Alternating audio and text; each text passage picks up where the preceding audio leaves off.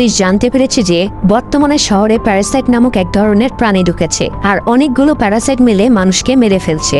তবে কে সাধারণ মানুষ আর কার মধ্যে প্যারাসাইট আছে এটা আইডেন্টিফাই করার জন্য পুলিশ তাদের কাস্টডিতে থাকা একজন সিরিয়াল কিলারের সহযোগিতা নেয়, কারণ সেই সিরিয়াল কিলার বুঝতে পারত কে মানুষ আর কার মধ্যে প্যারাসাইট আছে। এরপর সেই সিরিয়াল কিলারের সামনে এক এক করে শহরের কিছু সন্দেহভাজন মানুষকে নিয়ে আসা হয়। তাদের প্রত্যেককেই দেখে সে বলে যে তারা সবাই নর্মাল মানুষ। এরপর সিনেমার মূল ক্যারেক্টার শিনজিকে আনা হয়। শিনজিকে দেখে সে কিছুটা ভাবে, পরে তাকেও সে নর্মাল মানুষই বলে, যদিও শিনজির ভিতর মিগি নামক একটি প্যারাসাইট আছে। যদিও কেন সেই সিরিয়াল কিলার এটা করেছে সেটা বোঝা যায় না। এরপর শিনজি তার বাড়ির দিকে যেতে থাকলে মিগি তাকে বলে তাদের আশেপাশেই কোনো এক প্যারাসাইট আছে। এবার শিনজি পাশেই একটা বিল্ডিং এ ঢুকে দেখে একটি প্যারাসাইট একজন মানুষের মাংস খাচ্ছে। ওই প্যারাসাইটটি শিনজিকে মারতে আসলো, শিনজি তাকেই মেরে ফেলে। আপনি হয়তো ভাবছেন শিনজি নিজেই প্যারাসাইট হয়েও কেন অন্য প্যারাসাইটকে মারছে। মূলত শহরে প্যারাসাইট আসার কারণে শিনজির মাকে শিনজি নিজেই খুন করতে বাধ্য হয়েছিল, তাই সে শপথ নিয়েছিল সে সকল প্যারাসাইটকে মেরে ফেলবে। শিনজির হঠাৎ ফিল হয় তাকে হয়তো কেউ ফলো করছে, তাই সে আশেপাশে ভালো করে দেখে নেয়, কিন্তু কাউকেই দেখতে পায় না। যদিও সত্যি তাকে একজন ফলো করছিল আর তিনি মূলত একজন ডিটেকটিভ ছিলেন। এবার আমরা এই শহরের মেয়রকে দেখতে পাই, যদিও মেয়র নিজেই প্যারাসাইটের পক্ষে, আর তাই সে তার অফিস বিল্ডিং এর একটা রুমে কিছু মানুষরূপী প্যারাসাইটকে আশ্রয় দিয়েছে, যেখানে শিনজির স্কুলের একজন মহিলা টিচারও রয়েছে আর তার শরীরেও প্যারাসাইট রয়েছে। যদিও সম্প্রতি টিচারের একটি বাচ্চাও হয়েছে, তবে বাচ্চাটি সম্পূর্ণ মানুষ, তার ভিতরে কোনো প্যারাসাইট নেই। যাই হোক, এদিকে মেয়র জানতে পারে যে শিনজি ও তার প্যারাসাইট বন্ধু মিগি মিলে এই শহরের প্যারাসাইটদের এক এক করে মেরে ফেলছে। তাই মেয়র শিনজি ও মিগিকে মেরে ফেলতে চায়, কিন্তু টিচার বলে যেহেতু প্যারাসাইট মিগি শিনজির শরীরের মধ্যে রয়েছে, তাই শিনজিকে মারলে তো মিগিও মারা যাবে, আর এতে করে আমাদের একজন সাথী কমে যাবে। যদিও টিচার মন থেকেই ভালো, সে কোনো মানুষের ক্ষতি করতে চায় না। এদিকে ডিটেকটিভ শিনজিকে ফলো করতে করতে একবার শিনজির কাছে ধরা পড়ে যায়। শিনজি ডিটেকটিভকে প্যারাসাইট দিয়ে অ্যাটাক করলে ডিটেকটিভ বলে তুমি পুলিশের কাছে আত্মসমর্পণ করছো না কেন? উত্তরে শিনজি বলে পুলিশদের মধ্যেও অনেকের শরীরে প্যারাসাইট রয়েছে। পাশাপাশি শিনজি জানতে পারে যে এই ডিটেকটিভকে শিনজির পিছনে লাগিয়েছে তার টিচার, তাই শিনজি তার টিচারের সাথে দেখা করে আর বলে কেন আপনি এসব করছেন, আর মানুষদের মেরে মাংস খাওয়া কেন বন্ধ করছে না আপনার প্যারাসাইটরা? তখন টিচার বলে তুমি কেন আমাদের সাথী প্যারাসাইটদের মেরে ফেলছো? ওরা তো সবেমাত্র মানুষের মাংস খাওয়া শিখেছে, তবে ধীরে ধীরে ওরা এটা বন্ধ করবে। শিনজি চুপ করে থাকে আর কিছুই বলে না।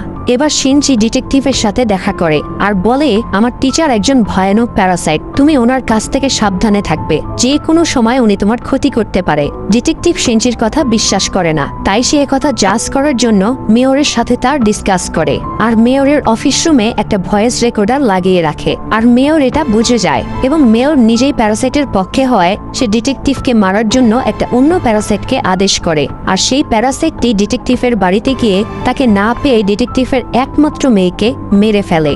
অন্যদিকে মিগি শিনজিকে বলে তোমাকে মারার জন্য 5টা প্যারাসাইট ক্রমশ তোমার দিকে এগিয়ে আসছে। এরপর দেখা যায় 5টা প্যারাসাইট বহন করে একজন ব্যক্তি শিনজিকে মারতে আসছে। প্রথমে মিগি একাই ওই ব্যক্তির সাথে লড়াই করতে থাকে এবং লড়াইয়ের শেষে মিগি ওই ব্যক্তির মাথা কেটে ফেলে। যদিও ওই ব্যক্তির মধ্যে 5টি প্যারাসাইট থাকায় তার মধ্যে থাকা অন্য প্যারাসাইট তার মাথা আবার রিজেনারেট করে। এদিকে টিচার মেয়রকে বলে আমি বারণ করার পরও কেন তুমি শিনজি ও ডিটেকটিভকে মারতে প্যারাসাইট পাঠিয়েছ?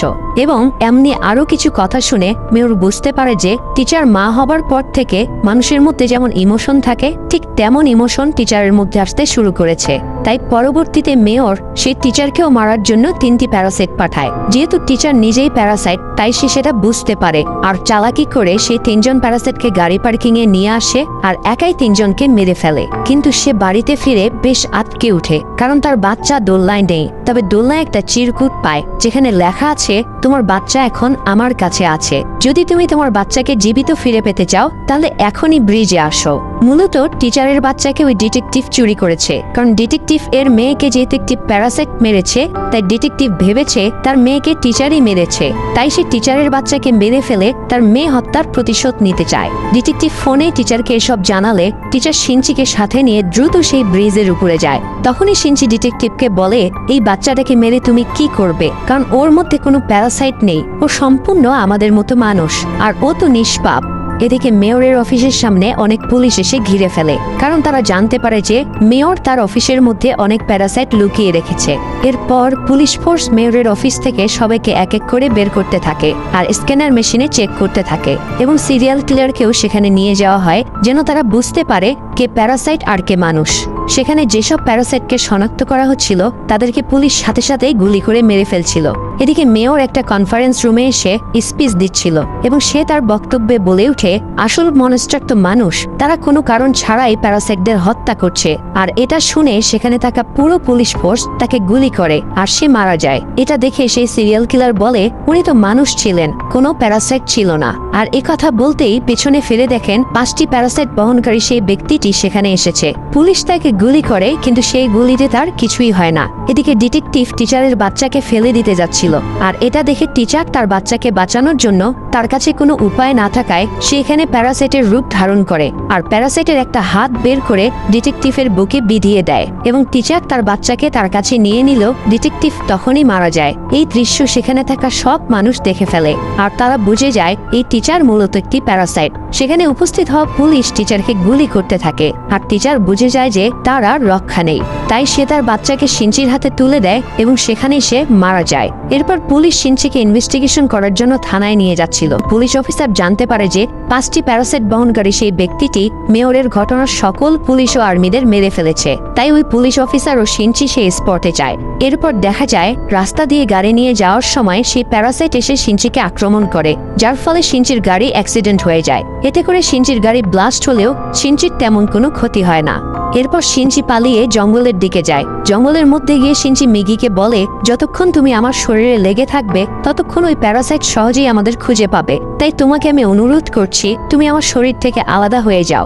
মিগি শিনচির বন্ধুত্বের কথা চিন্তা করে মিগি তার শরীর থেকে বেরিয়ে আসে, মানে শিনচি তার হাত কেটে মিগিকে আলাদা করে ফেলে। আর ঠিক তখনই সেই প্যারাসাইট সেখানে পৌঁছে যায় আর মিগি তার সাথে একাই লড়াই করতে থাকলে এবার মিগি লড়াইয়ে হেরে মারা যায়। এটা দেখে শিনচি খুব দুঃখ পায় আর নিজেকে কোনো মতে বাঁচিয়ে তার এক ফ্রেন্ডের বাড়িতে আসে এবং সেখানে তার ফ্রেন্ড তার খুব যত্ন নেয়, যার ফলে সে খুব অল্প সময়ে সুস্থ হয়ে ওঠে। শিনচি হঠাৎ সকালে লক্ষ্য করে যে মিগি তার কাটা হাতের উপর পুনরায় গ্রো করে উঠেছে। এর কারণ হলো শিনচির মায়ের শরীরে যখন প্যারাসাইট ঢুকেছিল তখন শিনচির মা শিনচির উপর আক্রমণ করেছিল আর তখন শিনচি মারা গিয়েছিল এবং মিগি তখন তার সেল দিয়ে শিনচিকে সুস্থ করে তুলেছিল। আর তাই মিগি শিনচির মধ্যে থেকে বের হয়ে গেলেও মিগির সেল তার শরীরে থাকায় সবসময় মিগির অরিজিন তার শরীরেই থাকবে।